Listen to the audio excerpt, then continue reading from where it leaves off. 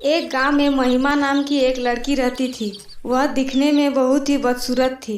वह अपनी माँ के साथ एक छोटे से झोपड़े में रहती थी। महिमा की माँ दूसरों के घर झाड़ू पोछा का काम करती और किसी तरह 2 वक्त की रोटी का जुगाड़ करती थी। एक बार मीना की तबीयत खराब हो जाती है, जिससे महिमा बहुत परेशान हो जाती है। माँ, घर में राशन का एक दाना नहीं है और आपकी इलाज भी करानी है। ऐसे में मैं क्या करूँ, कुछ समझ नहीं आ रहा है। क्या करूँ बेटी, ऐसी हालत में मुझसे खड़ा नहीं रहा जाता, तो काम कैसे करूँ? माँ, मैं सोच रही थी जब तक आप ठीक नहीं हो जाती तब तक मैं आपकी जगह काम पे जाती हूँ। बेटी, तुम नहीं कर पाओगी। माँ, मैं कर लूँगी। महिमा इतना कहकर काम करने के लिए दीपा के बंगले में पहुँचती है, जहाँ उसकी माँ काम करती थी। अरे, आज तुम्हारी माँ नहीं आई है? मालकिन, माँ की तबीयत खराब है, इसलिए उसकी जगह मैं काम पे आई हूँ। ठीक है, तुम अपना काम करो। सफाई करते समय महिमा को एक फ्रॉक दिखाई देता है, जो दीपा की बेटी का था।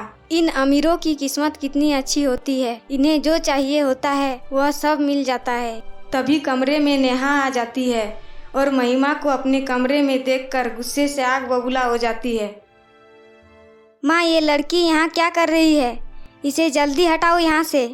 दीपा नेहा के कमरे में आती है और कहती है, अरे क्या हुआ नेहा बेटी? माँ, ये मेरी फ्रॉक को नजर लगा रही थी। इसकी हिम्मत कैसे हुई यहाँ आने की? ये मीना की बेटी है, उसकी तबीयत खराब है इसलिए ये यहाँ आई है। वो सब मैं नहीं जानती, इसे तुरंत यहाँ से भगाओ। अरे महिमा, तुम जाओ यहाँ से, और कल से तुम्हें या तुम्हारी माँ किसी को आने की जरूरत नहीं है। महिमा बहुत ही रोती गिड़गिड़ाती है, लेकिन दीपा महिमा की एक भी बात नहीं सुनती है और उसे धक्के मारकर वहाँ से निकाल देती है। तभी महिमा रोती हुई अपने घर पहुँचती है और अपनी माँ को सारी बात बताती है। मेरी वजह से आपकी नौकरी भी चली गई। अब मैं क्या करूँ, कहाँ से आपके लिए दवाइयाँ लाऊंगी? तुम चिंता ना करो बेटी, सब ठीक हो जाएगा।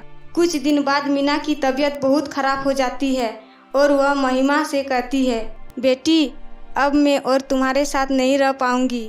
मेरा आखिरी समय आ गया है। नहीं माँ, ऐसा ना कहो, मैं तुम्हारे बिना नहीं रह सकती। घर की ऐसी हालत देख महिमा बहुत परेशान हो गई।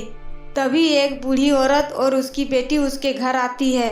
बेटी, हम दोनों कई दिनों से कुछ नहीं खाए हैं, क्या हमें खाना मिल सकता है? दादी, मुझे माफ कर दीजिए, हमारे घर में खाने के लिए कुछ भी नहीं है। तभी बूढ़ी औरत की बेटी की नज़र महिमा के एक फ्रॉक पे पड़ती है, जो मीना ने बड़ी मुश्किल से महिमा के लिए खरीदा था। माँ, मुझे फ्रॉक चाहिए, दिला दो ना। जब बूढ़ी औरत ने वो फ्रॉक मांगी तो महिमा ने खुशी खुशी दे दिया। इसके बाद वे चले जाते हैं। कुछ देर बाद जब महिमा घर से निकलती है तो उसने देखा उसकी फ्रॉक तो वही है और उससे दिव्य रोशनी निकल रही थी। वह सामने गई और फ्रॉक को देख रही थी। तभी, क्या देख रही हो? अब मैं साधारण फ्रॉक नहीं हूँ। वो दोनों जो यहाँ आई थी दिव्य परियां थी। तुम्हारी त्यागी स्वभाव से खुश होकर मुझे दिव्य शक्तियाँ प्रदान की और कहा तुम यहाँ रहकर महिमा की सारी समस्या को दूर करो और उसके जीवन को खुशियों से भर दो। इसके बाद जादुई फ्रॉक ने महिमा को बहुत खूबसूरत बना दिया और उसकी माँ की बीमारी को भी ठीक कर दिया। इस तरह जादुई फ्रॉक ने महिमा की जिंदगी में रंग भर दिया।